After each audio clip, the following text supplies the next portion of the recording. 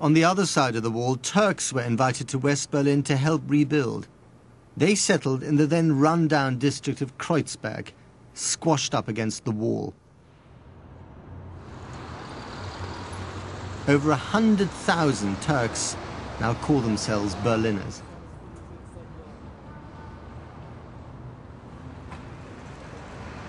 But Kreuzberg wasn't just home to the Turkish community. During the 1970s, history was repeating itself.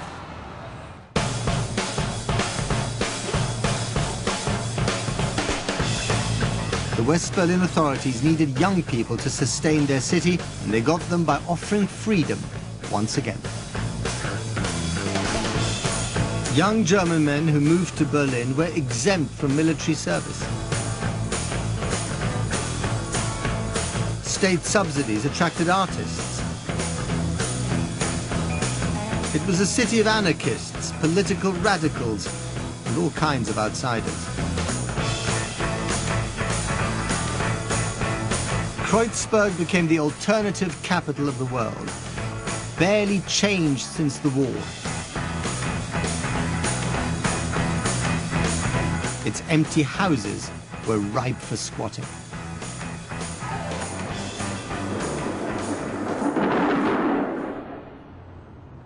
This was a place where people were left to do their own thing.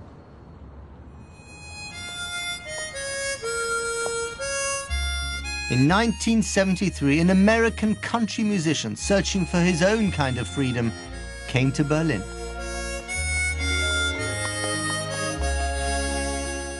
But he wasn't heading for the west of the city. This cowboy rode east from the ranches and Rocky Mountains of Colorado to live by a lake in the East Berlin suburb of Schmöckwitz.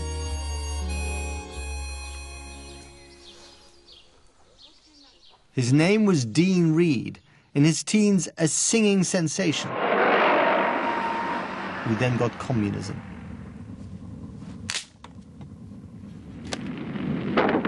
Dies ist ein Liebeslied. Aber Liebe über alle. Und Liebe für ein Ideal, für die Freiheit. Reed was turning the Western idea of freedom on its head. Love your brother, but hate your enemy. His enemy was the capitalist West. I used to think that peace and love were just the same. Then I learned that life is not only a game. Each man must fight and fight again. But never, never, never let your life just flow away.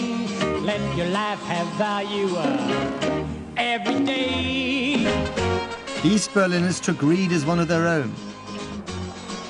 He was a huge star of stage and screen.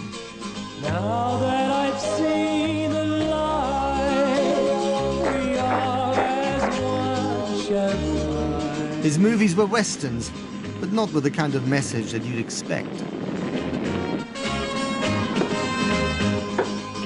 When he did return to his homeland in the US, it was to defend the actions of his new brothers. Why was the wall put up in the first place? The wall was put up to defend themselves in the first place. In the same way, the wall was put up to make sure that East Germans would not go to West Germany. No, that's only a half-truth. I'm sorry, it's not true.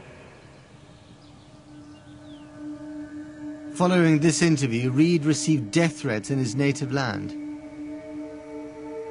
He returned to Berlin, but began to show signs of mental instability. On the 17th of June, 1986, his body was found in this lake.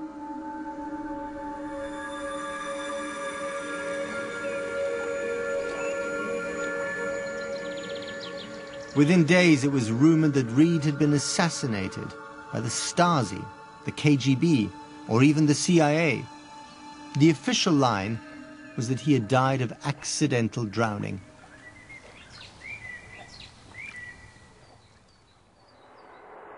The truth might have been concealed in a complex of buildings in the Normannenstrasse, that always went unmarked on the maps of East Berlin. Set back off the street lay the headquarters of the East German State Security Service, or the Stasi, as they were known. To this day, no one knows exactly how Dean Reed died.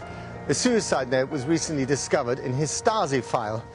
But far from being conclusive evidence, many have argued that it may have been falsified to cover up something far worse. The point is this, then. For all the freedoms that Dean Reed felt here in East Berlin, the state was on his back every step of the way.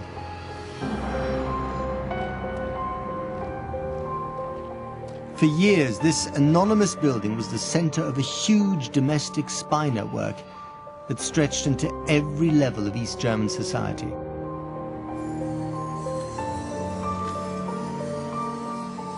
Along with the file of Dean Reed, the intimate and mundane details of the lives of thousands of Berliners who were a potential threat to the state were meticulously recorded and stored here. In these stacks is a vast encyclopedic record of the ordinary lives of Berliners under communist East Germany.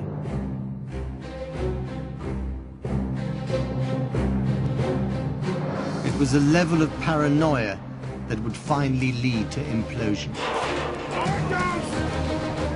After the wall had fallen, it was to this infamous archive that the angry East Germans flocked, as they ransacked the building looking for the names of the secret informers on their own lives.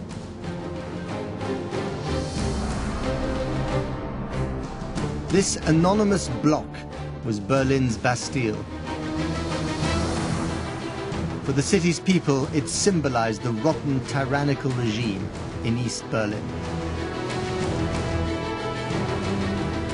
For years, this city and its people had been suspended between two halves of the world, just like Frieda Schulze on that August day back in 1961. But in this act, Berliners were finally freeing themselves.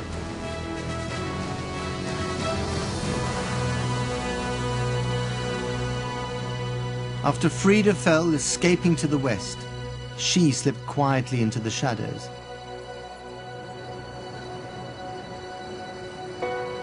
But look into the faces of the Berliners, and you will still see her.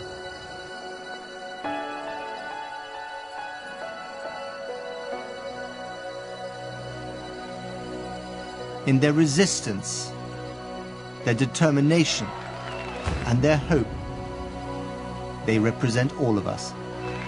We are all Berliners.